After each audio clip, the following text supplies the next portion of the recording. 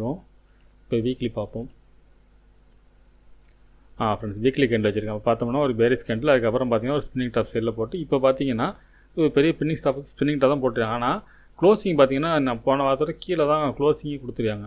ஆனால் நிஃப்டியை பார்த்தீங்கன்னா புள்ளி செட்டப்பில் இருக்குது, இது பேரிஸ் செட்டப்பில் இருக்குது. நம்ம டெய்லியாக தான் சொல்லியிருந்தோம். வீக்லின்னு பார்த்தீங்கன்னா இப்போ க்ளோசிங் வந்து வீக்காக இருக்குது. இதனால தான் அந்த மார்க்கெட் வந்து நம்மளால் நிஃப்டிலேயே அந்த குழப்பம், அது ஏன் அந்த குழப்பம் காட்டுதுன்னா இவன் வந்து பேரிஸில் இருக்கான், அவன் புள்ளிஸில் இருக்கான்.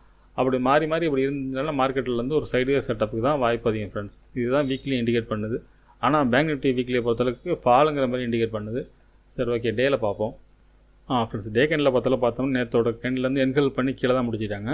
மார்க்கெட்டை பொறுத்தளவுக்கு இந்த ரேஞ்சுக்குள்ளே தான் டே கேண்டில் செட்டப் படி பார்த்தோம்னா மறுபடியும் ஒரு பாக்ஸ் செட்டப் தான் அது முடிந்த இடத்துல இருந்துச்சு.